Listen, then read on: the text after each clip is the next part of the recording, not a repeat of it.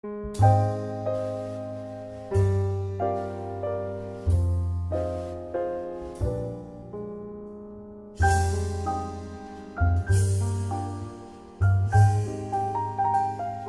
dividido la presentación del día de hoy en dos momentos. En el primero de ellos vamos a hablar de alguna forma del fenómeno que a nivel constitucional da origen al proceso constitucional. Esto no es gratuito, no es una moda, no es una circunstancia que haya aparecido por generación espontánea. No, esto tiene una explicación y una razón de ser, insisto, en el ámbito constitucional. Y en segundo lugar, ya la segunda parte de esta intervención, nos dedicaremos a señalar cómo es que el proceso constitucional guarda 11, hemos tenido este número arbitrario, 11 diferencias con lo que viene a ser el proceso ordinario, con lo que para nosotros viene a ser la teoría general del proceso, ¿no? Ya lo ha dicho el profesor Velandia en su intervención, con otras palabras, pero que, o sea, para la teoría general del proceso, para el procesalista tradicional, hay algunas cosas en el proceso constitucional que suenan a sacrilegio, porque se rompen verdaderos paradigmas del derecho procesal clásico. Y entonces eso de allí creo que debe ser materia de una conversación, un diálogo, un estudio que seguramente vamos a propiciar desde aquí. Esta primera parte la hemos llamado Novo Constitucionalismo, ¿no? Y le hemos dado caprichosamente este nombre para marcar alguna distancia de lo que viene a ser el denominado neoconstitucionalismo. Yo estoy muy de acuerdo con lo que se ha señalado hace unos minutos aquí. El nomen juris es importante. Si nosotros no nos ponemos de acuerdo en darle un nombre a las cosas, entonces podemos estar hablando de cosas totalmente distintas. O podemos estar hablando de una misma cosa con nomenclaturas diferentes. Y ya la polisemia mucho daño le ha hecho al derecho, ¿no? Le ha quitado realmente el carácter científico. Si nosotros queremos que a nuestra disciplina se le dé un carácter verdaderamente científico, tenemos que comenzar primero por algunas cuestiones que no son menores, como el caso del nomen juris. Y nosotros queríamos marcar esta diferencia con el neoconstitucionalismo, porque no es que se trate de un nuevo constitucionalismo, ¿no? No es que, insisto, y siempre seguramente me voy a remitir a la extraordinaria presentación de hace unos minutos, no es que se haya echado todo el Estado legal de derecho y hayamos construido el Estado constitucional de derecho desde cero, no. No es que se trate de un nuevo constitucionalismo, es sencillamente el mismo. Es imposible arrancarlo de raíz y crear otro sobre la nada. Sin embargo, sobre esa nomenclatura ya vamos a tener algún tiempo de poder señalarla. Yo quisiera, para llegar a este punto que estamos señalando, el establecer que hay algunas cosas que, a pesar de todas las nomenclaturas que podamos darle, que podamos decir que en este siglo XXI estamos ante una nueva etapa, se mantiene el ADN del constitucionalismo. ¿Para qué existe el derecho constitucional? ¿Para qué se creó el derecho constitucional? Inicialmente para una cosa que fue expresa, y la segunda que viene prácticamente implícita. La primera razón por la que se creó es para limitar el poder. La limitación del poder, el control del poder, viene a ser, si quieren ustedes, lo que resume el derecho constitucional de todos los tiempos. Podemos detener el reloj del constitucionalismo en el momento que ustedes quieran, y siempre nos vamos a encontrar con un denominador común: el control del poder. Ese famoso absolutismo que se dio en una etapa preconstitucional era aplaudido y era al mismo tiempo odiado. Dependía si teníamos a un soberano como Carlos V, entonces, señores, era el modelo ideal a seguir. Pero si de pronto seguía un rey más limitado como Felipe II, definitivamente era un término que muy pronto se entendió que no podía dejarse al garete. Es decir, muy bien, tenemos un soberano, el soberano tiene origen divino, y a partir de ahí decir, muy bien, si este soberano es inteligente, es un estadista, podemos llegar a ser el primer país del mundo. Pero si este soberano es un incompetente, es un irresoluto, entonces nos podemos arruinar en cuestión de unos cuantos años. No, por eso es necesario siempre el control del poder. Y ese control del poder traía a su vez implícito la segunda función, que viene a ser la previsión de los derechos. Es decir, si yo limito el poder, no es por el prurito simplemente de evitar, sino que esa limitación del poder al mismo tiempo para mí me trae el reconocimiento primero, luego con el tiempo la protección y lo que se pide el día de hoy, que viene a ser la eficacia de los derechos fundamentales. Entonces, ese constitucionalismo viene a ser, como decirles, el mínimo común que siempre vamos a encontrar a lo largo de toda la historia. Por eso es que cuando nosotros queremos remitirnos al punto de partida, al origen histórico, como no lo va a hacer la Revolución Francesa, ¿no? Como no lo va a hacer esa declaración firmada el 26 de agosto de 1789, sobre todo en el artículo 16, que queda claro cuándo se está hablando de una constitución. No es cuestión de darle a un documento y ponerle la tapa con el título de constitución, sino que debe tener claro ese control del poder, esa limitación del poder. Y esto de acá, estos elementos, son los dos elementos que prácticamente van a innovar todo el derecho que hasta ese momento se conocía. Sin embargo, este constitucionalismo ha pasado por una línea de tiempo, ¿verdad? Una línea de tiempo. Primero viene el denominado constitucionalismo liberal, ese constitucionalismo que se da a través de la Revolución Norteamericana, a través de la Revolución Francesa. Eran aquellos tiempos donde la libertad valía más que la vida. Esto es una maravillosa forma de estudiarnos, es analizando nuestros himnos nacionales. Ustedes estudian el himno nacional de cualquiera de los países de Latinoamérica, de cualquiera de los países que se independizaba en los primeros balbuceos del constitucionalismo liberal, y lo van a encontrar, ¿no? El argentino, libertad, libertad, libertad, de manera expresa, ¿no? En el peruano somos un poco más poéticos, ¿no? Somos libres, seámoslo siempre, y antes niegue sus luces el sol, ¿no? Es decir, antes muerto que faltar al gran juramento, que faltar al voto solemne, ¿no? Ustedes lo van a encontrar más allá de la gloria, ¿no?, inmarcesible. Ustedes siguen con el himno colombiano, le dan una mirada, y es un canto a la libertad, en donde se quiera. Por eso se estaba dispuesto a dar la vida por la libertad. De tal forma que, de alguna manera, hay que rendir tributo siempre al contexto en que esto se da. Generalmente, cuando se dan los discursos a nivel constitucional, se habla que nuestro tiempo es mucho mejor a lo que pasó. Doble ingratitud, ¿no? La primera, no reconocer un origen del que venimos. Y en segundo lugar, claro, cuando ya está todo construido y con otros elementos, es más fácil el desarrollo. Siempre nuestra novia actual va a ser más linda que la novia anterior, ¿verdad? Y siempre la segunda esposa va a ser de menor peso y menor edad que la anterior. Perfecto. Pero para llegar a lo que hemos llegado, definitivamente tiene que ver esto. Y ese constitucionalismo liberal tuvo un gran mérito. Se extendió durante más de un siglo y tuvo el tiempo de maceración necesario para que pudiera quedar tatuado en todos. Esa misma suerte no la tuvo el constitucionalismo social, ese que surge con la Revolución Mexicana de 1917, con la Primera Guerra Mundial, luego de la Revolución Rusa. No lo tiene. Porque cuando ya se habían logrado las libertades, el derecho individual, se había logrado el yo, se había logrado satisfacer a la primera persona en singular, señores, nos ponemos a pensar recién ya en el nuestro, en los derechos sociales, económicos y culturales. Ya no es que yo tenga libertad, es que todos tengamos educación, es que todos tengamos salud, todos tengamos trabajo. Pero sin embargo su desarrollo se vio abruptamente interrumpido por un acontecimiento que es el más grande que ha tenido la historia de la humanidad, a pesar de que han pasado tantos años y tantos acontecimientos: la Segunda Guerra Mundial. La Segunda Guerra Mundial rompe abruptamente ese proceso.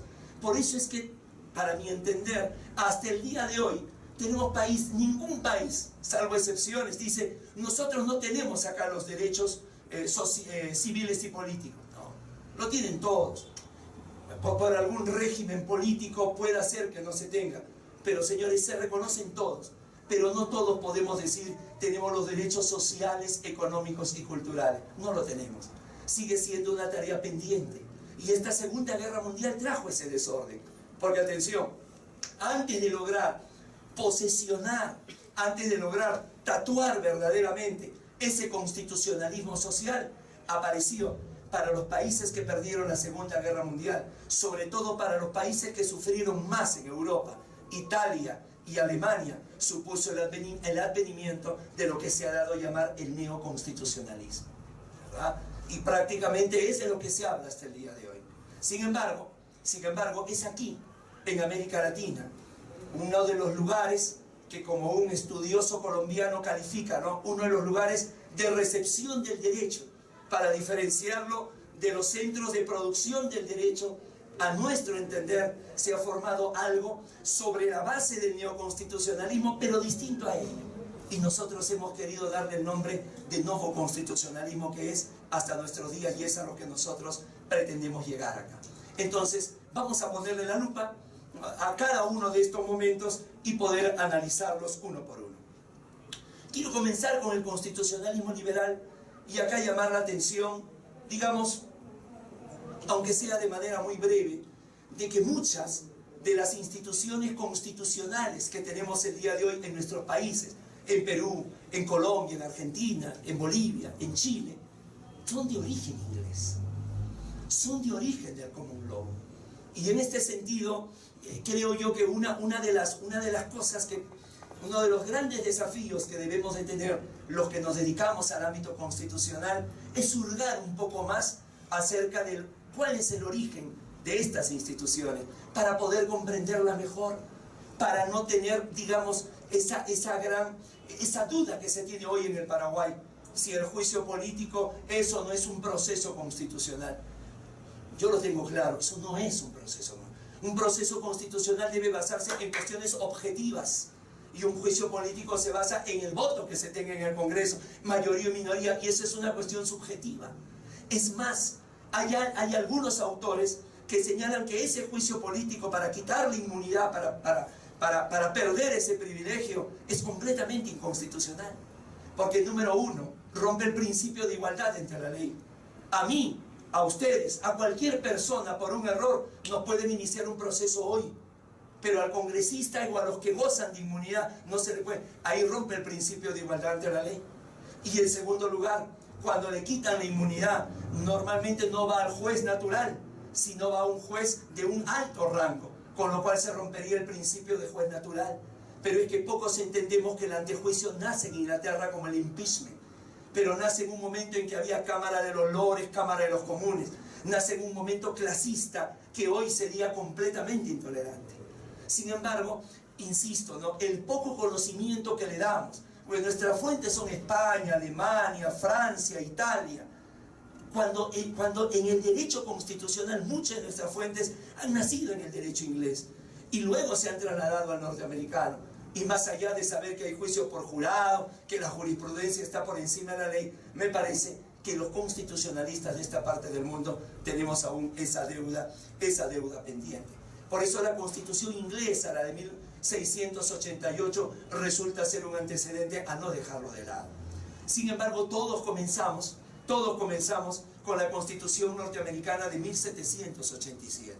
No solo porque está en nuestro continente, no solo porque con esa Constitución aparece el presidencialismo, que es lo que caracteriza a nuestros países, ¿verdad?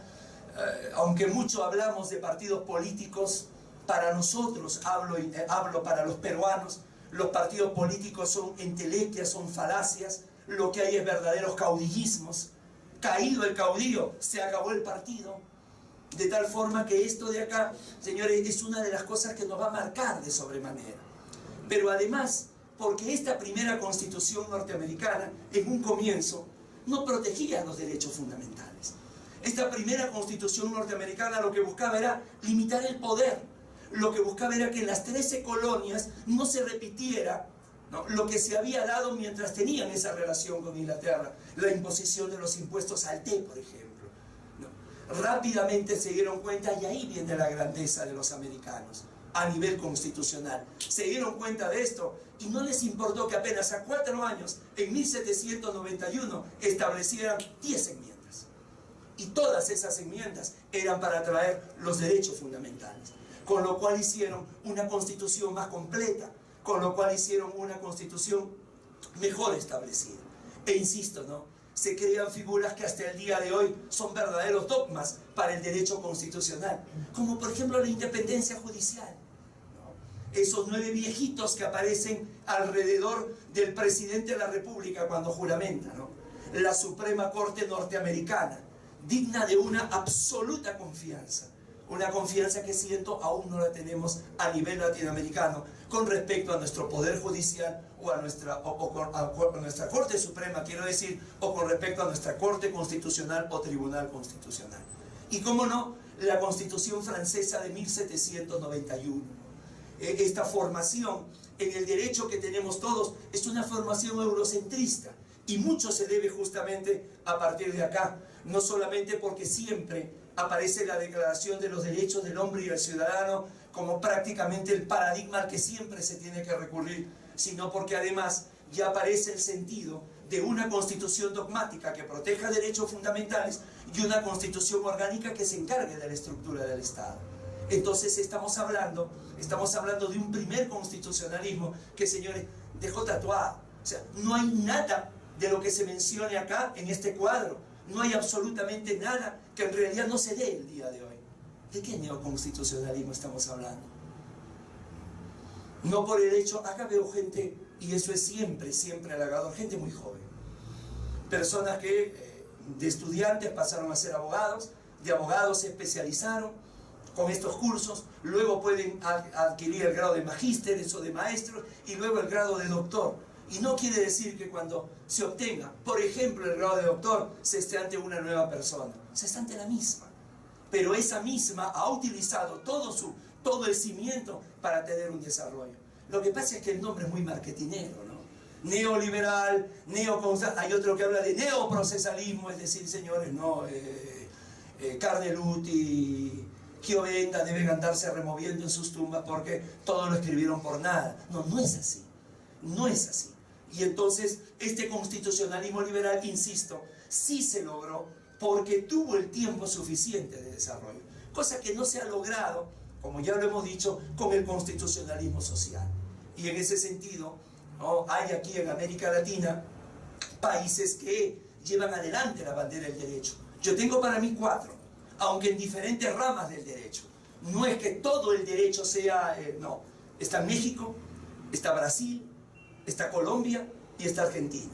Estos 4 países llevan siempre, digamos, hacia donde el resto de países miramos sus figuras. Y a partir de ahí podemos continuarlas o podemos mejorarlas, perfeccionarlas, pero nunca nos son indiferentes.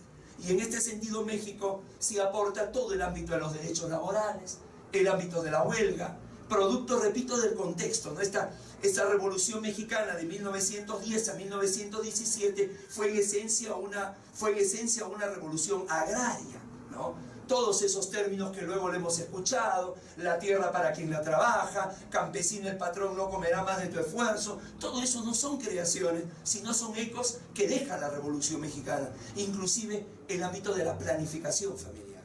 Y al lado de ella, la constitución alemana, una constitución que más o menos se puede tener claro por qué no funcionó la constitución alemana, ¿no?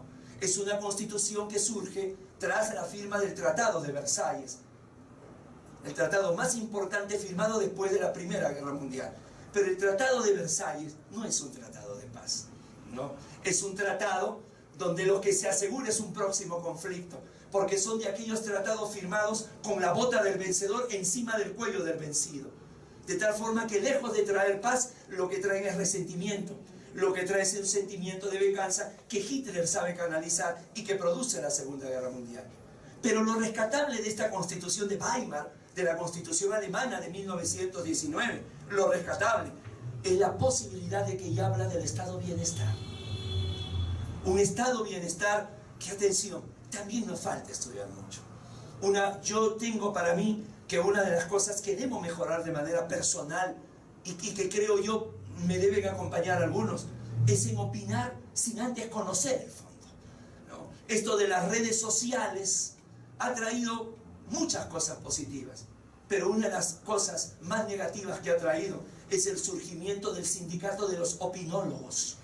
Es decir, ¿verdad? Ponemos en nuestra cuenta lo que se nos ocurre, sin que eso, ¿no?, determine un conocimiento. Es lo que yo en un artículo en nuestro blog hemos llamado la cultura Radio Capital. Radio Capital es una emisora muy exitosa en mi país. Apareció apenas hace menos de 10 años y es una de las de mayor sintonía. Dice: Radio Capital, tu opinión importa. Entonces, en cada programa, sea político, sea de la farándula, sea deportivo, te dicen, tú llamas, tu llamada sale al aire y tú das tu opinión. Y te dice: gracias, tu opinión importa. Es una falacia, porque la opinión no le importa a nadie. Cada uno dice lo que quiere, ¿no? Y usted considera, para trasladar el caso colombiano, ¿no?, que el alcalde Petro es responsable. Señores, si simpatiza, dice no, si no simpatiza, despotrica, pero sin conocer la esencia de fondo, sin haber estudiado siquiera mínimamente. No es capaz de sumergirse ni siquiera como la gaviota en el mar. No. De lo que ve allí se opina. Y una de esas cosas yo tengo para mí es lo que ha pasado con el estado de bienestar. Fíjense, no es casualidad que los países que hayan apostado por un estado de bienestar hoy no la estén viendo o no les esté yendo tan bien como la vieron en su momento. Hay que preguntarle a España, hay que preguntarle a Brasil, ¿no?, si ese estado de bienestar es un estado que, señores, cuando los alemanes lo soñaron de manera permanente. Aquí no. Aquí lo establecemos cuando nuestra economía está en la cresta de la ola, pero cuando cae es ahí donde vienen las crisis recurrentes. Y en ese sentido yo creo que es un constitucionalismo social, era el gran objetivo que se tenía. Hoy en Alemania el Tribunal Constitucional Federal alemán ha determinado el derecho fundamental al Internet, con lo cual, señores, nadie puede cobrar absolutamente nada por el derecho al Internet. Es un derecho implícito del derecho a estar comunicado y lo debe brindar el Estado. Hoy en Alemania, señores, no, la jornada de trabajo es solamente de 36 horas, entendiéndose trabajo, nunca se estudia. No es como en nuestros países latinoamericanos, que después de trabajar estudiamos, ¿sí? En el Perú el 72% de los estudiantes de Derecho estudian en la noche después de trabajar. Para mí no son estudiantes, son trabajadores, porque el título que debemos de tener es a lo que le dedicamos mayor cantidad de tiempo. Son figuras que realmente a veces nos aventuramos a jugar a los europeos o a jugar a los americanos, y ahí, señores, si social y económicamente nos va mal, en el derecho nos va peor. Sin embargo, ese tercer momento que se llama el neoconstitucionalismo creo que está claro para todos, ¿verdad? Si bien es cierto, no compartimos el nombre, lo que sí compartimos es que se trata de una nueva etapa, y eso está claro, eso está claro. Pero fíjense con quién comienza. No comienza con los vencedores de la Segunda Guerra Mundial, comienza con los perdedores de Europa, comienza con aquellos países que le está vedado formar parte del Consejo de Seguridad de las Naciones Unidas, ¿verdad? Italia con su constitución de 1947 y Alemania con la constitución de 1949, la ley fundamental de Bonn, ¿no? Se llamó ley fundamental de Bonn porque pensaron que solamente iba a ser temporal, por un tiempo. Se quedó, señores, de manera permanente. Entonces, con la experiencia vivida, establecen algunas características que, señores, ¿no?, hasta hoy quedan para nuestros días. El tema del respeto a los tratados internacionales. Para esto, ya no solamente tratados internacionales, ¿no?, de seguridad o bélicos, no, sino tratados internacionales de derechos humanos. O el establecimiento de, por ejemplo, la Corte Constitucional Italiana, un organismo expresamente que garantice la protección de la Constitución, o la Constitución alemana de 1940, la cláusula de eternidad, no solamente la cláusula pétrea, no, la cláusula de eternidad. Es decir, señor, esto no se va a variar jamás, que es alejar la posibilidad de que llegue al gobierno alemán alguna idea similar, alguna idea totalitaria o alguna idea mesiánica como la que habían vivido hacía muy pocos años. Entonces aquí viene ya el comienzo de una nueva etapa. Nada de esto estaba en constituciones anteriores. Sin embargo, la Guerra Fría, otra vez, ¿no?, ya no es el conflicto bélico, señores, de la Segunda Guerra Mundial. Ahora es la Guerra Fría. Ahora es ese intento, esa amenaza, esa guerra psicológica lo que detiene esto. Cuando ya comienza a decaer la Guerra Fría, es donde comienza nuevamente a seguir desarrollándose este neoconstitucionalismo, ¿no? Primero, cae en Portugal una dictadura que se llamó el Estado Novo, cae con la llamada Revolución de los Claveles y aparece la Constitución portuguesa de 1976, de gran influencia, evidentemente, en la Constitución brasileña de 1988. Y en segundo lugar, la muerte de Franco en el año 75 trae el advenimiento nuevo de una república y trae la Constitución española de 1978 de gran influencia en la peruana del 79, en la colombiana del 91, etc. Entonces son circunstancias que van dando, pero acá ya aparece un tema marcado, la jurisprudencia constitucional. Y estamos fines de los 70.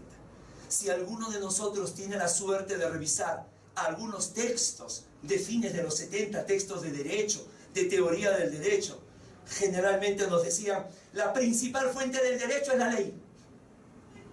No, ley era sinónimo de derecho, la ley de producción estatal, el legislador.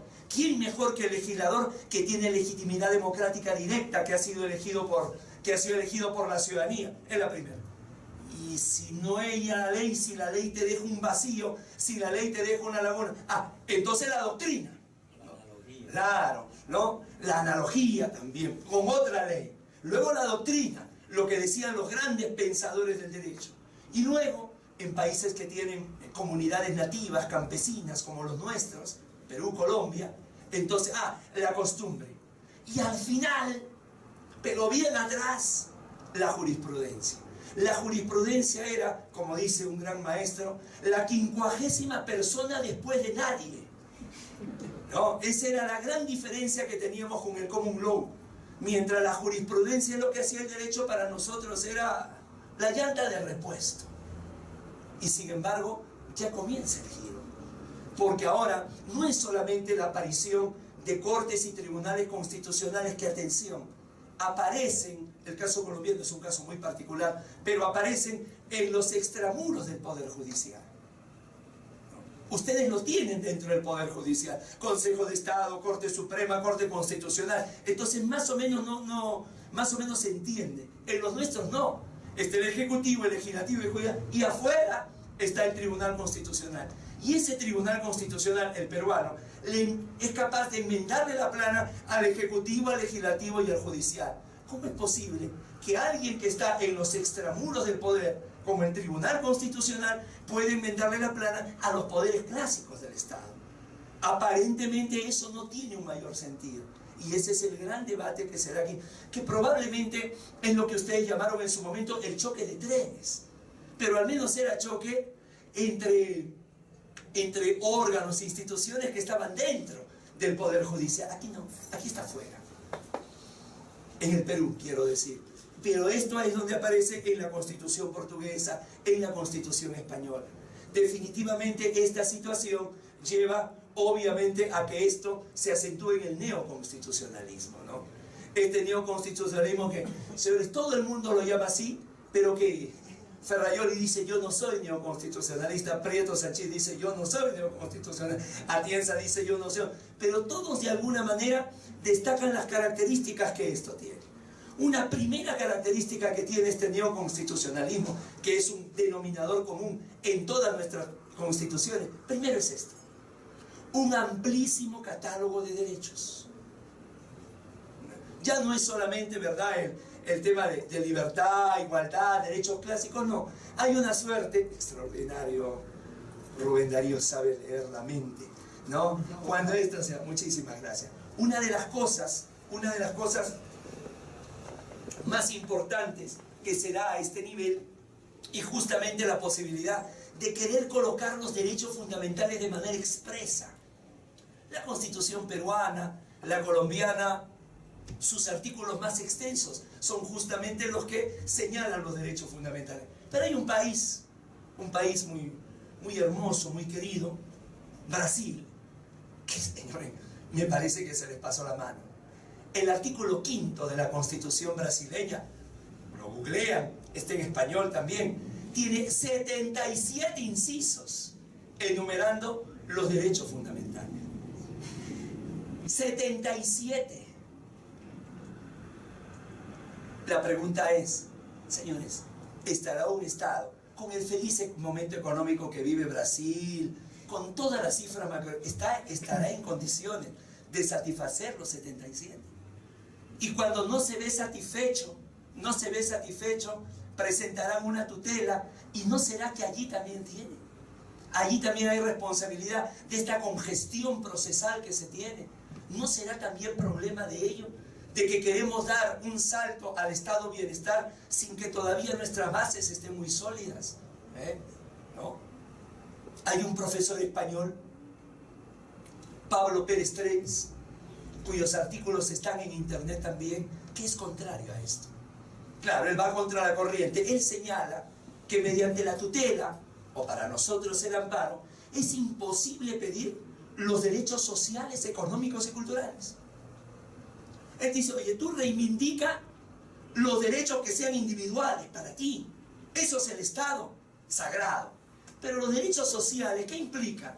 Que cuando tú le pidas el acceso a la educación, el acceso a la salud, tengan que ver con políticas públicas que tú no sabes si el Estado cuenta o no cuenta con el presupuesto para satisfacer esto de acá.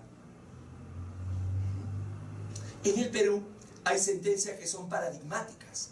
El caso de una mujer, Azanca Nelly Mesa García, una mujer infectada con el VIH y además con anemia perniciosa. En otras palabras, desahuciada. Ya no había vuelta en U. Señores, solamente había que esperar que muera. No había posibilidad de revertir ello. Presenta la demanda de amparo para que el Ministerio de Salud le brinde todos los medicamentos que requiriera. Obviamente nuestro Poder Judicial, que ve la tutela en primera y segunda instancia, le hace ver que se trata de que son derechos sociales, son derechos progresivos, que no puede sentenciar al Estado y le diga, ya, dale ahora todo. Cuando llega al Tribunal Constitucional en tercera, última y definitiva instancia, le declara fundada la demanda. Y le dice, sí, el Estado debe dar al paciente con VIH, y en estas condiciones, ya no es el derecho a la salud, es el derecho a la vida. Por lo tanto, debe darle protección integral, desde los síntomas hasta el último momento. La sentencia se vuelve leyenda, porque, señores, cuando se expide, Azanca Nelly Mesa García tenía 5 días de fallecida. La pregunta es, ¿esa sentencia es real? O sea, ¿el Estado, desde el momento que se profiere, o dentro de un año, está en condiciones de dar a todos los pacientes de VIH una protección integral? Lo mismo ocurrió con otra sentencia sobre un tributo pagado por los peruanos por mucho tiempo. FONAVI, Fondo Nacional de Vivienda. Tú trabajabas para el Estado y veías que te descontaban una pequeña cantidad para el Fondo Nacional de Vivienda. Más adelante se determinó que jamás ese dinero recaudado fue destinado para el Fondo Nacional de Vivienda. Fue destinado para otras cosas tipo gubernamentales, ¿verdad? Esas reuniones, esas cumbres que tienen acompañado, no, los presidentes se hacen reyes acompañados de sus cortesanos. Para eso se había utilizado. Señores, presentan la acción de tutela, fundada la demanda, devuélvanle. Señores, si el Estado peruano, ya, la tercera parte ya murieron de los que aportaron, pero si el Estado peruano le devuelve a cada uno lo que aportó, el Estado peruano quiebra. La pregunta es esa sentencia real? A eso se refiere Pablo Pérez Trens. Que dense cuenta que a su vez la Corte Interamericana tiene, ¿verdad?, la misma línea, ¿no? Págale tal, hace esto, y señores, no hay ninguna excepción, porque luego hace un seguimiento de sentencia, como el caso Hellman versus Uruguay. Entonces, este es un tema que, a ver, una de las cosas, tengo para mí, por eso normalmente suelo tener muchas personas que discrepan, que son contrarias, y eso es lo más hermoso de la academia, ¿no? Yo quiero hacer acá un pequeño pie de página. Yo considero que una de las cosas, y esto es un auditorio muy joven, por eso es que quiero compartirlo, y hay personas que tienen un nivel superlativo, superior al mío, que seguramente podrán corregirme o debatir. Una de las cosas que tenemos en la academia es que nos masajeamos demasiado el ego, ¿no? Nos masajeamos hasta que comenzamos a estremecernos con nosotros mismos. Y eso no estamos acostumbrados a discrepar. Tuve una cortísima experiencia en Europa, apenas 5 semanas. Y en esas 5 semanas uno de los debates que se dio fue entre 3. Atienza, allá, Prieto Sanchís allá, Atienza, que era el dueño de casa al centro, y Ferrayoli aquí, ¿verdad? Primero que los dos españoles superaban enormemente en juventud a Ferrayoli. Ferrayoli es una mezcla de la abuelita de Piolín con Piolín, ¿no? Lo juntamos y sale Ferrayoli. Y ahí está. Además de que Ferrayoli no solamente tenía la limitación de la edad, sino la limitación del idioma. Le costaba. Señores, entre los españoles lo aplastaron. Más o menos como cuando la selección peruana juega contra ustedes en Barranquilla, las aplastan. Aplastan. Y uno dice, oye, caramba. Y es más, entre los propios españoles. Pero así, es decir, sin anestesia, ¿no? Darle duro. Y luego, pues, terminó la conferencia a 6 de la tarde, todo el día en clase, oscurecía a las 10 de la noche, nos poníamos a jugar pelota, ¿no? Los mexicanos, que eran mayoría, contra el resto del mundo, que le llamábamos, ¿no? Resto de América. Y en eso que estamos jugando pelota, vemos como los tres se van abrazados, como si fuera un grupo de colegiales, se iban a tomarse unos tragos. Si alguien me pregunta cuál fue el mejor aprendizaje que tuve, fue ese: la tolerancia y la capacidad de discernir. O sea, justa esta vieja anécdota de Platón con Aristóteles, ¿no? Que todo discutían y cuando se iban a dar ya a las manos, se abrazaban y se decían, ¿no? Platón, que era el maestro, decía: gracias a Dios que tú y yo pensamos distinto, pensamos diferente, podemos dialogar, podemos aprender uno del otro. Si pensáramos igual, no tendríamos nada de qué hablar, ¿no? Les insisto, ¿no? En este sentido, señores, en el ámbito de la discrepancia es donde surge el tema de la verdad. Aquí hay una obra, aquí en School veo que hay una obra de Gustavo Zagrebelsky, ¿no? Hay El derecho dúctil, hay otra obra donde en su introducción él señala que la duda o el debate es el mejor homenaje que se le puede hacer a la verdad, porque es la única forma de perfeccionarla.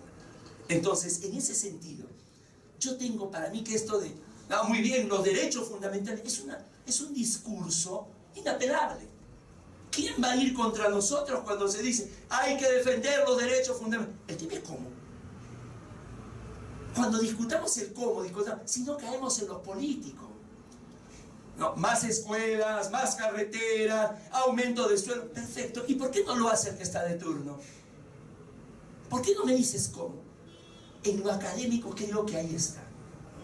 Y señores, sobre todo, porque nuestros países en América Latina tienen una deuda pendiente con los derechos fundamentales. Esta es mi 4ª vez en Bogotá, siempre con una actividad académica, pero es la primera vez que vengo con mi padre. Él no conocía Bogotá, conocía alguna otra ciudad de la bella Colombia, y pues lo llevamos a la Plaza Bolívar. En la Plaza Bolívar le he tomado una fotografía a un reclamo. Ahí hay unas banderolas que señalan sobre, corríjame por favor, desplazamientos forzados, ¿puede ser? Sí, muy bien. Y señores, todo lo que piden, ¿verdad? Sobre todo para las personas que quedaron tullidas, no sé si está bien el término, discapacitadas, mermadas, y sin caer, producto de ese desplazamiento. Que les aseguren un ingreso de 2 sueldos mínimos vigentes, que le aseguren un 60% de descuento en el transporte, una vivienda digna, a gente que lo ha sufrido. Lo mismo tiene mi país con las víctimas del terrorismo, y sin embargo, eso ya quedó en el olvido. Eso ya quedó en el olvido. El tema es cómo. El tema es cómo. Países que todavía no terminamos de darle una buena escuela, de darle una buena educación a nuestros ciudadanos, ¿cómo nos podemos cargar de nuevas deudas para ello? Colombia es un país donde muchas veces vienen los peruanos a hacer pasantías. Lamentablemente la mayoría de ellas no serias, no por Colombia, lo digo por algunas instituciones peruanas que las traen. Y señores, vienen a aprender de Colombia, vienen a aprender del proceso penal. Ya van 10 años de proceso penal en el Perú, ¿verdad? Eficacia, tecnología, juicio oral. Este es Lima, 10 millones de habitantes. Sales de Lima, hay juzgados que no tienen acceso a internet. Sales de Lima, donde las salas de audiencia no están preparadas para el nuevo sistema acusatorio. La pregunta es, entonces, si no tenemos lo mínimo que es el acceso a una justicia, ¿cómo nos vamos a embarcar? Entonces, si algo sirve esto, señores, si algo sirve esta charla, es para poner en tela de juicio si solamente la labor del derecho procesal constitucional es reconocer derechos, sin decir cómo. Alguien me dice, Guido, el cómo no es tema de nosotros. Sí tiene que ser tema de nosotros. El derecho, señores, es la continuación de la política en otros cambios, con otros medios.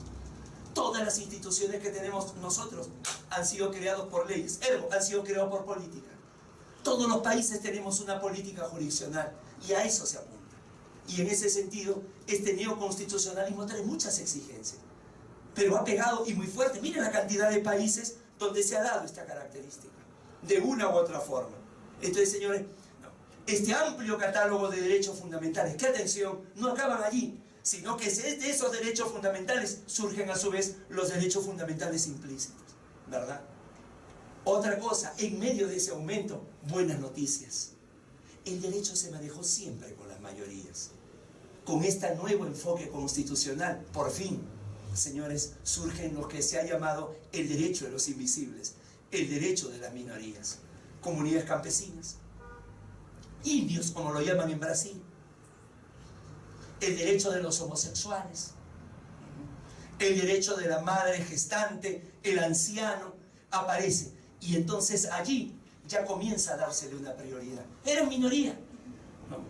Creo yo que uno de los grandes temas a repensar es que siempre decimos nuestro Estado es un Estado democrático y no nos damos cuenta que la democracia, con todo lo grande que es, termina siendo un mecanismo donde a ver qué dice la mayoría, un mecanismo político, donde deberíamos de pensar más que un Estado democrático, un Estado republicano. Entonces cuando decimos republicano, decimos la república e involucramos a todos. En ese sentido viene lo que nosotros para hoy viene a ser una cosa distinta al neoconstitucionalismo, porque todo nuestro derecho es eurocentrista, ¿no? Es un derecho importado que tratamos de adecuarlo aquí. No tiene mucho, no lo ubico demasiado. Fue al Perú hace algunos años a dar una charla, me llamó la atención, se llama Michele Carducci, un italiano, no llega a 40 años de edad. Él llegaba con una charla sobre cross-constitucionalismo o constitucionalismo cruzado. Y él dice, señores, uno de los peores daños que se le está haciendo al derecho constitucional es importar el derecho. ¿A qué se refiere él? Él dice, ¿no? Peter Haberle, el gran constitucionalista alemán, dice una cosa. Ya eso se quiere aplicar en Brasil. Se quiere aplicar en Fortaleza, en el estado de Ceará, donde todavía ni se dan las condiciones mínimas para que cierto sector de la población viva de manera digna. ¿Es eso posible? ¿Es eso posible extrapolar? Mira, ¿no? Como lo dijo el Tribunal Constitucional Federal alemán, como lo dijo la Corte Constitucional italiana, y nosotros nos basamos en lo que dice la Suprema Corte norteamericana. Maravilloso. Esto que algunos han llamado diálogo jurisprudencial es maravilloso. Para mí no es diálogo, ¿eh? El diálogo es hablo yo, hablen, no, aquí no. Acá se citan. ¿No? Me parece el nombre muy lindo, pero otra vez, ese diálogo jurisprudencial, lo que han llamado maravilloso. Que aprendamos de otros países, genial. ¿Saben dónde viene el error? Cuando lo trasladamos totalmente.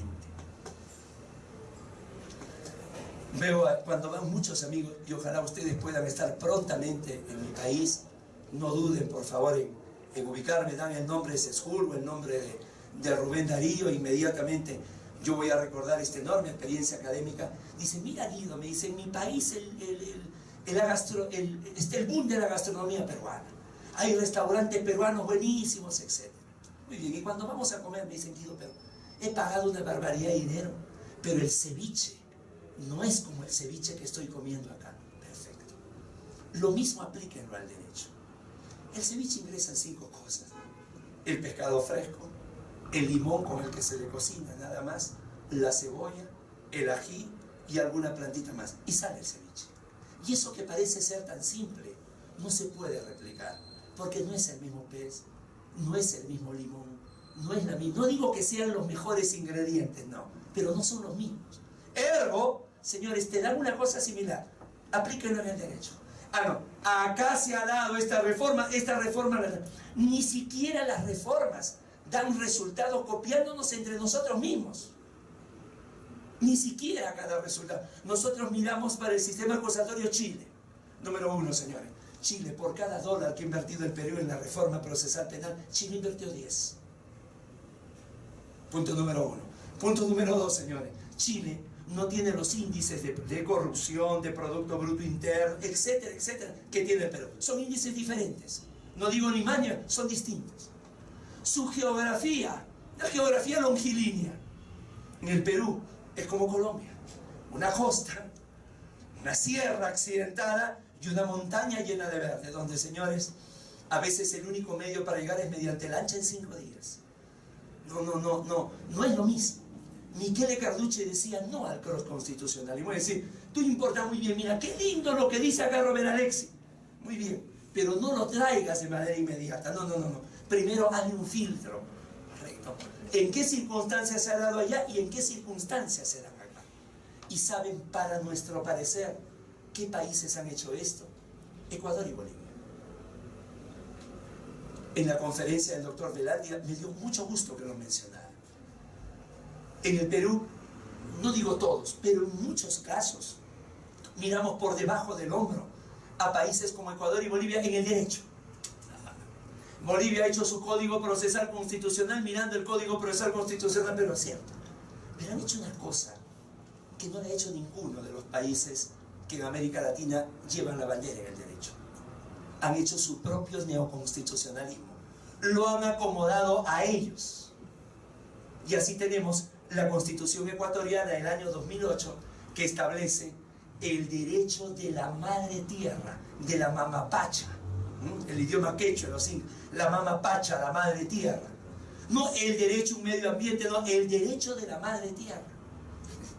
Los derechos fundamentales son de las personas. ¿Cómo hay derecho a la madre tierra? Señores, en las comunidades andinas, en las comunidades indígenas, señores, lo más sagrado es la tierra. Por eso tú no le puedes quitar la tierra, porque no tiene la idea de propiedad como nosotros, es su propiedad comunal. Por eso en nuestras fiestas andinas, señores, antes de tomar el trago, antes de que ingrese la cerveza o la chicha, primero se tira la tierra. No, primero a la madre tierra, rendir tributo, y a partir de allí, señores, viene todo el tema. Lo acomodaron. Tú puedes decir, oye, pero esto, ¿cómo va a haber derecho a la tierra? Ese es desde nuestro punto de vista. Pero nuestro país no es solo eso. Nuestro país tiene ese ámbito. ¿Qué es tan? Y quien ha llegado al extremo es Bolivia, ¿no? Bolivia. Yo les invito a que lean el preámbulo de la Constitución boliviana. Es una canción de los Jarcas. No, es una poesía donde, señores, hacen algo importante. Dicen los colombianos, los peruanos, no, los bolivianos, que digamos somos como nosotros. Los yungas, que son los negros de Bolivia. Los del Chaco, que son los pegados a Paraguay. Los quechua, los aymara, que son los tipos de indígenas. Es decir, los han diferenciado a todos. Y, señores, han reconocido el Estado plurinacional. Ah, Guido, eso suena bonito. No es que suena bonito.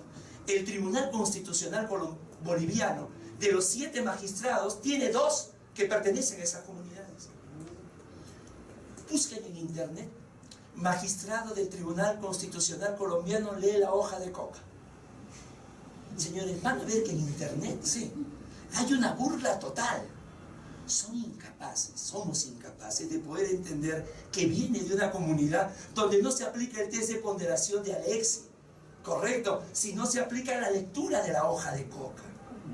Señores, alguien me puede decir, Guido, es muy descabellado. No.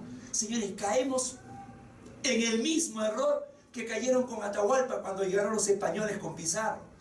Atahualpa lo condenaron a muerte por 3 delitos. Primero, señores, por poligamia. Poligamia para los españoles. El Inca tenía su harén de concubinas. Claro, y era producto, ¿no? Las Akyas, las vírgenes del sol. Segundo, por haber asesinado a su hermano Huáscar. Estaban en guerra. No le iba a dar un beso. Estaban en guerra. Y tercero, por su poliatría, adorar a varios dioses. O sea, Atahualpa, que aprendió a jugar ajedrez en 40 minutos. Un hombre inteligérrimo, nunca entendió el catolicismo. Ustedes adoran a un hombre muerto en la cruz. Yo adoro al sol que no me abandona todos los días. A ver, ¿cómo le hacemos entender? Padre, Hijo y Espíritu Santo. ¿Tienes 3 doces? No, uno. O sea, uno. Padre, Hijo, nunca entendieron. Nunca entendieron. Y nunca entendió el indígena. Por eso me imagino que igual es en Colombia las fiestas patronales en las provincias, ¿no? Hay una virgen, hay un santo, y lo único que tiene de católico es la misa y la procesión. Después toman licor durante toda una semana. Se toman hasta la humedad de las paredes, ¿correcto? Ya, eso es indígena, eso es andino. Y eso se ha recogido. No estoy abogando, doctores, por un chauvinismo, por un nacionalismo, no. Sino que me parece que a la inercia de nuestros países, de importarlo todo, a ellos que han tenido esto de poder adecuar, señores, ahí tiene un aporte constitucional importante. Sin embargo, yo tengo una duda y un temor muy grande. Tanto en Ecuador como en Bolivia, donde se ha dado, señores, no es que se llame, yo le he puesto un nombre y no pretendo que esto se coloque, donde se ha dado el nuevo constitucionalismo en estos países, se han dado bajo un régimen político y una ideología política. ¿Saben dónde está su prueba de fuego? Que cuando ya no esté Correa o alguno de sus seguidores, o cuando ya no esté Morales o alguno de sus seguidores, siga esto. Si es capaz eso, quiere decir que el derecho y el pueblo boliviano han internalizado. Si no, pasará como una nueva moda. Pero ahí hay algo. Eso es de alguna manera. Todos estos cambios originan trastornos. Por eso es que tenemos un proceso constitucional novedoso. Ustedes han tenido en la presentación previa un estudio detallado de cómo se ha ido dando en la jurisprudencia, en la legislación, en la doctrina. ¿Correcto? Impecable, maravilloso. Yo he pedido ese PowerPoint, he aprendido el día de hoy. Pero a todo ese desarrollo yo quería aumentarle algo. Ha habido un contexto. Ha habido, señores, un medio ambiente donde se ha desarrollado. ¿Qué es esto? ¿Qué ha cambiado la idea de la Constitución? Y entonces, antes, en un primer momento, que se reconozcan los derechos fundamentales, ¿verdad? Cuando la gente se sentía satisfecha, cuando lo veía escrito. Ya, señores, Brasil lo escribió hasta en demasía, ¿no? 77, insisto. Segundo, ¿qué hago que estén inscritos cuando no tengo la garantía? Listo, la tutela y el habeas corpus. Mensaje. Y ya luego, ¿verdad? No, somos insaciables cuando pedimos derechos, no. Ya no tenemos esto, ahora quiero que me garanticen su eficacia. Ahí es donde viene. Porque ahora te obligan a los estados a hacer eso. La eficacia de los derechos fundamentales. El tema está, el presupuesto, hay presupuesto, seguro. Habría que reordenarlo, ¿no? Habría que gastar menos, señores, en esas reuniones versallescas, ¿verdad? Y más en este ámbito que es una deuda que se tiene, sobre todo en países como los nuestros que han sufrido guerras internas verdaderamente desangrantes. Esto es lo que de alguna manera quería ponerlo como un preámbulo, doctores, de lo que viene a ser el proceso constitucional. Porque, insisto, ¿no? Todo ha ido evolucionando, todo, pero ha tenido que ver con algún cambio, ¿no? Es como el minutero del reloj, ¿no? El minutero del reloj avanza, pero avanza porque avanza el segundero. Y cada vez que da una vuelta el segundero empuja al minutero. Eso es lo que de alguna manera hemos querido expresar a través de este momento, ¿no? No sé si lograrán ver, pero más o menos quiero ver la primera parte, quiero compartirla con ustedes. En tiempos inmemoriales se erigieron montañas, se desplazaron ríos, se formaron lagos. Nuestra Amazonía, nuestro Chaco, nuestro altiplano y nuestros llanos y valles se cubrieron de verdores y flores. Poblamos esta sagrada madre tierra con rostros diferentes y comprendimos desde entonces la pluralidad vigente de todas las cosas y nuestra diversidad como seres y cultura. No hay un preámbulo que se le parezca.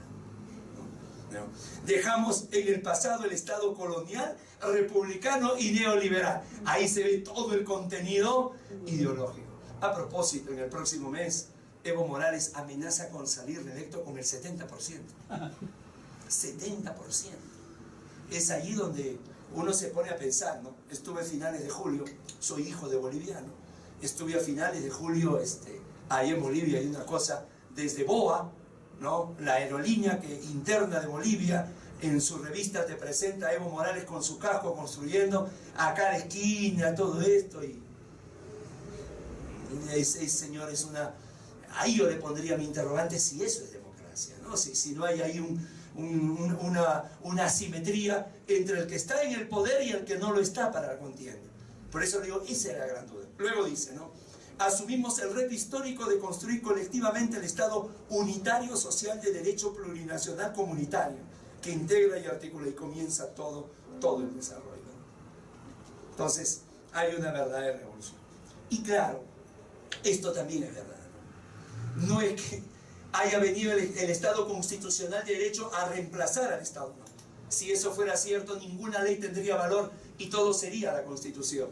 Lo que ha pasado, y esto tiene que ver con el origen del proceso constitucional. Oye, ¿por qué no existía antes el proceso constitucional? Porque, señores, si bien es cierto, esta es la pirámide kelseniana, aquí en el vértice superior la Constitución, luego la ley, decretos, reglamentos, señores, acá siempre estuvo la Constitución, pero la Constitución estuvo como una norma política, no estuvo como una norma jurídica. ¿Cómo va a haber proceso constitucional? No, tiene un porqué, señores, y no era la ley. El Estado legal de derecho, la ley es la ley, principio de legalidad. Perfecto. Señores, con el advenimiento de esto denominado neoconstitucionalismo, señores, ustedes esa hermosa película que se llama Los Juicios de Nuremberg, ¿no? Cuando tú ves el abogado de los nazis y tú dices, oye, ¿qué lo va a defender, no? Si se ve el holocausto, se ve todo, este tipo va a defender lo indefinible, este es un hijo de mal vientre, ¿cómo va a defender? Señores, viene y dice, oigan, señores, la ley alemana que decía, el exterminio de los judíos, han obedecido a la ley. La ley alemana que dice, el espacio vital, han obedecido a la ley. Señores, vota por la absolución. Es allí donde viene la necesidad de la idea de la teoría tridimensional del derecho. No basta el hecho y la norma. Tiene que apuntar a qué cosa, a un valor. Ahí es donde se gesta todo. Por eso es que ya de todo el sistema planetario jurídico, el centro deja de ser la ley y viene la Constitución. Cambió todo, con una pequeña diferencia. Señores, entre la Constitución y la ley son normas jurídicas, pero totalmente distintas. La ley es plena, la Constitución es incompleta. La ley es precisa, la Constitución es imprecisa. La ley es concreta, la Constitución es declarativa. Entonces ya no es el proceso ordinario. Esto dice la ley, lo aplico. Nada más labor de subsunción. No. Ahora, señores, la Constitución te dice tú tienes derecho a la igualdad. Nada más. Y ahí es donde tuvo que entrar el legislador. Como nunca casi entró el legislador, tuvo que entrar la jurisprudencia y este famoso activismo judicial que se mencionaba hace una hora aproximadamente en este mismo escenario. Es decir, ¿de dónde vienen los procesos constitucionales? ¿De dónde viene el protagonismo? Lo que pasa en mi país, que el Tribunal Constitucional, que está fuera de la fiesta, se mete a la fiesta y decide, señores, qué música se toca, y decide qué cosa se come, y entra primero al baño, y baila con la chica más linda. ¿Cómo es posible si está fuera de la fiesta, si no es el dueño de la casa? Por esta figura. La Corte Constitucional colombiana tiene ese plus sobre la Corte Suprema, porque decide temas constitucionales. Señores, la pirámide no varió. Sigue la Constitución encima de la ley, pero ahora la Constitución ya no es solamente de naturaleza política, es una Constitución de naturaleza jurídica. ¿Y quién llena de contenido esa Constitución? La Corte Constitucional en Colombia, el Tribunal Constitucional en el Perú. Listo, señor. Segundo gran cambio que se dio. Como antes era el centro la ley, todo estaba regulado en el legislador omnipotente. Hoy, señores, el legislador es el más controlado que hay. Se da una ley, señores, tutela. Acción de inconstitucionalidad. Totalmente controlado. No es razonable, no es proporcional. ¿Quién decide eso? en última instancia y en los casos más trascendentes, en Colombia la Corte Constitucional, en el Perú el Tribunal Constitucional. Y por último, lo que ya sabemos, ¿no? Antes la justicia ordinaria tenía la última palabra. Nosotros llamamos justicia ordinaria al Poder Judicial, a la Corte Suprema de ustedes. Hoy lo decide la justicia constitucional. Señores, cambió. ¿Cómo no va a ser necesaria esta disciplina de esta diplomatura? Todavía no la tomamos en serio. Todavía no la tomamos en serio. Me informaban que el doctor René Moreno tiene a su cargo la única disciplina especializada en este sentido a nivel universitario. No la tomamos en serio. En el Perú he perdido un poco el contacto, pero hasta hace 2 años la facultad de Derecho más prestigiosa, la más prestigiosa que hay en el Perú, tenía Derecho Procesal Constitucional como una disciplina electiva. O sea, no es obligatorio. Tú podías elegir cine y derecho, ¿no? Podías elegir antropología del derecho, o podías elegir derecho procesal constitucional. No es que disminuya las otras, pero me parece que no puede estar en ese nivel. No entendemos todavía. 2014. 10 años de tener código procesal constitucional. Y esa es otra, ¿no? Que lo vamos a mencionar seguramente. No es una anulación, es un perfeccionamiento que se ha dado del Estado legal de derecho. El tema está si podemos seguir el mismo ritmo que sigue Europa. Ese tránsito europeo lo podemos seguir nosotros. No.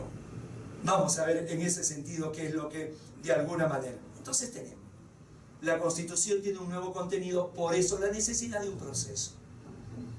Por eso la necesidad. Y por eso la necesidad de esta disciplina. Insisto, todavía con muchos límites. Con mucha gente que lo mira con recelo. Y dice, por lo que vamos a explicar en los minutos siguientes. En los minutos siguientes vamos a explicar o vamos a tratar de mostrar cuáles son los 11 puntos, los 11 momentos en que el derecho procesal constitucional se aparta de la teoría general del proceso, ¿no? Entonces aparece obviamente nuevos conceptos, no son reglas, son principios, ¿verdad? Hard, working, Alex, este tema, la filosofía del derecho tan importante.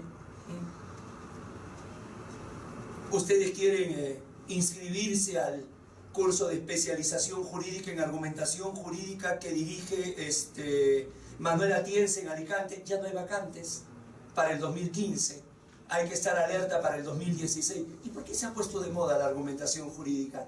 Porque, señores, en el Estado legal de derecho, el poder legislativo que daba la norma es un poder, por lo tanto te puede dar la norma sin exposición de motivos si quiere.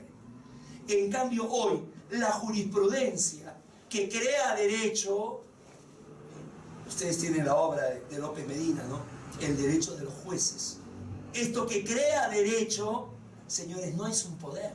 O sea, los órganos jurisdiccionales, doctores, no son poderes legislativos. Entonces tienen que dar con la fuerza de la razón, con la fuerza de sus argumentos. Por eso es que ingresa la argumentación jurídica.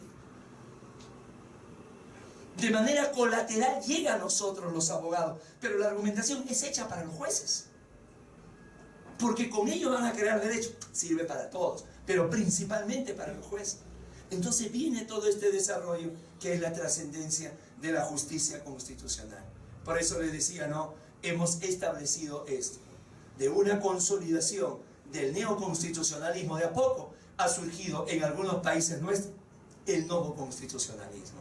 Creo que en la medida que, por ejemplo, se reconozca en el Perú la naturaleza del fenómeno que vivió y que aún no se ha ido del todo, que es el terrorismo, podemos entender mejor la naturaleza de lo que de alguna manera podemos regular nosotros como un verdadero proceso constitucional. Lo mismo para Colombia. En la medida, creo yo, como extranjero, señores, atrevido, pero desde un punto de vista muy lejano, en la medida que se entienda ese conflicto, señores, que se vive, esa última publicidad donde dice yo voy o yo apuesto por la paz, ¿no? Con Falcao, con Shakira, son pasos que solamente serán aquí en Colombia. Y la forma como pongan de acuerdo, yo no le veo la manera como puedan ponerse de acuerdo. Tema de procesos, tema de deposición de armas, Pero señores, lo que se ve es uno que se tiene que cerrar acá, no con recetas de afuera, con esto que es repensar el derecho colombiano y acá que también se hace, ¿no? En la tarde Rubén Darío tuvo la gentileza de acompañarnos a Librería Jurídica y señores, otra vez reventó la tarjeta de crédito, otra vez dejé a mis hijas sin leche, ¿no? Por llevar libros, cuesten lo que cuesten. Me parece que es como, ¿no?, una cosa, uno va a descubrir la producción, la investigación que tienen acá, el prestigio de sus universidades. Creo yo que amerita este trabajo que desarrollan ustedes a través de esta diplomatura, ¿no? Entonces, toda esta presentación, que entiendo ya la tienen ustedes en la plataforma, esta y otras la pueden encontrar en nuestra página web, y cualquier concepto, pregunta, insulto, ¿no?, la pueden enviar ahí a nuestro correo electrónico que aparece, ¿no? Y